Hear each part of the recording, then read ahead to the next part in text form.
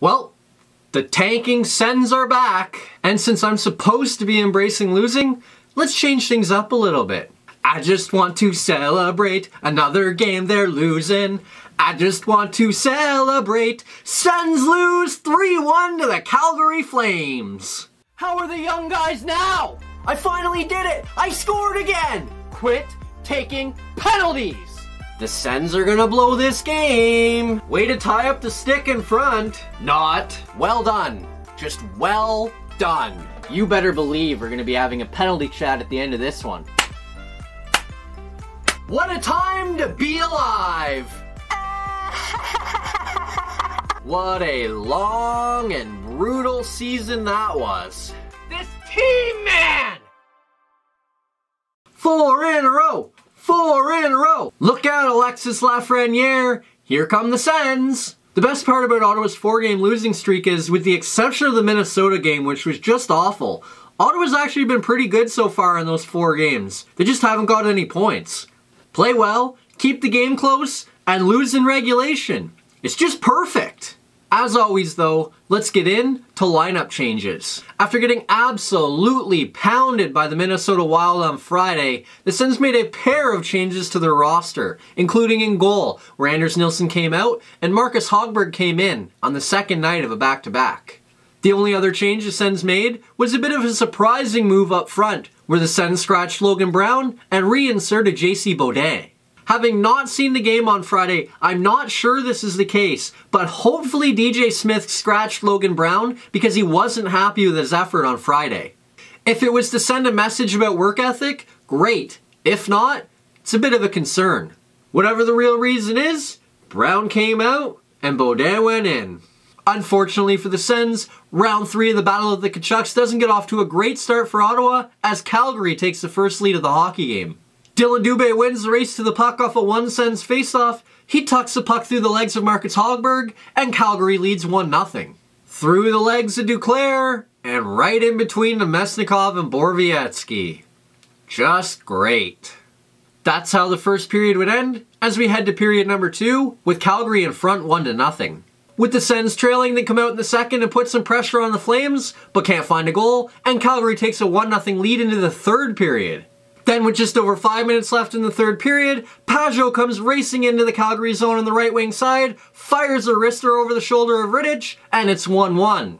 And finally, Pajot has another goal. Pajot! Pajot! Pajot! Pajot! Not a great goal for Big Save Dave to give up, but at least Ottawa finally got a goal. But, like I mentioned in the last video, Ottawa's terrible at managing momentum after goals, so the Flames come right back a minute and 1 second later and regain the lead.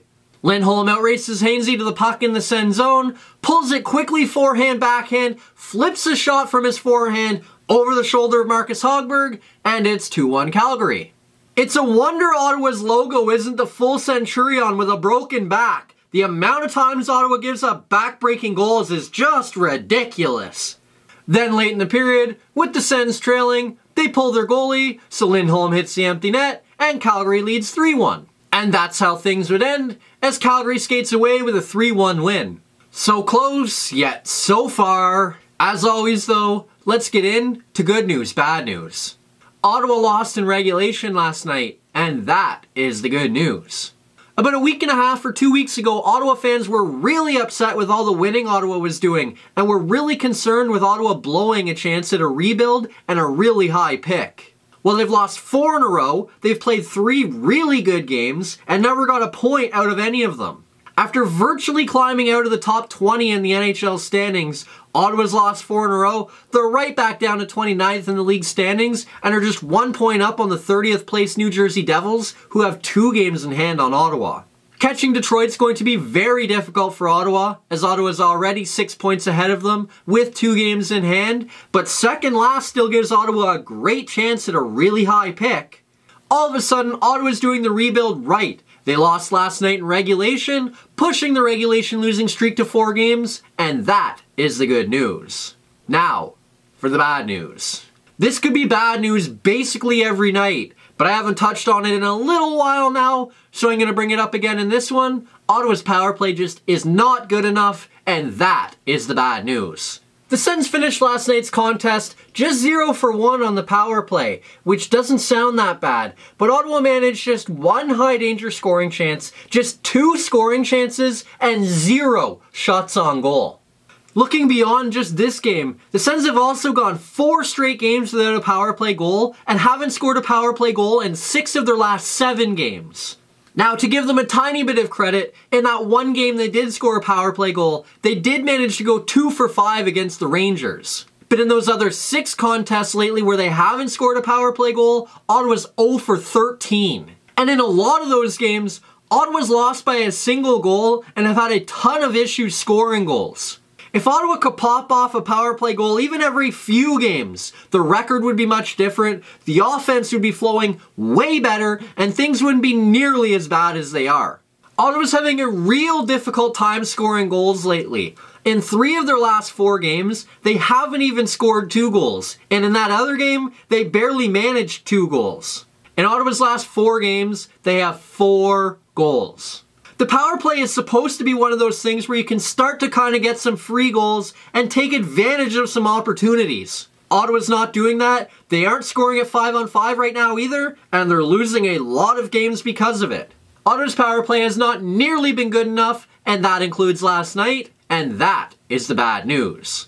Next up, the Sens continue their Western Canadian road trip with a visit to Vancouver on Tuesday night. Now, before we get into the Vancouver game itself, a bit of interesting information I picked up on recently. Ottawa has a stretch of 6 straight games where they play in a different time zone. They played Boston in the Eastern time zone, then Minnesota in the Central time zone, Calgary in the Mountain time zone, Vancouver in the Pacific time zone, then they go back to Edmonton for another Mountain time zone game, then they go to Philly for another Eastern time zone game. That's a lot of tough travel and time zone switching for the Sens. And that contest against Vancouver will be the 4th of that stretch and will be the first of 2 meetings on the season between the 2 teams, with Vancouver returning to Ottawa in February. And coming into that contest, it's the Canucks who should have the momentum, as they swept the season series last season, winning 4-3 in overtime in Ottawa and 7-4 in Vancouver. In fact, the Sens have just 1 win against Vancouver since November 2016. And so far this season, Vancouver has been way better than Ottawa, as they have a 13-10-4 record, good enough for the 2nd wildcard spot in the West. Oh, and Vancouver has a number of ridiculously talented offensive players. So if Ottawa's going to win this game, they're going to have to make a concerted effort to play very solid defensive hockey. That's it for this video. Hit like if you liked it, subscribe to the channel if you haven't already, share with anybody you know, and today's question of the day is, are you happier now that Ottawa's losing games, or were you happier when Ottawa was winning games? Let me know how you feel down below, and we'll see you Tuesday night when the Sens visit the Vancouver Canucks.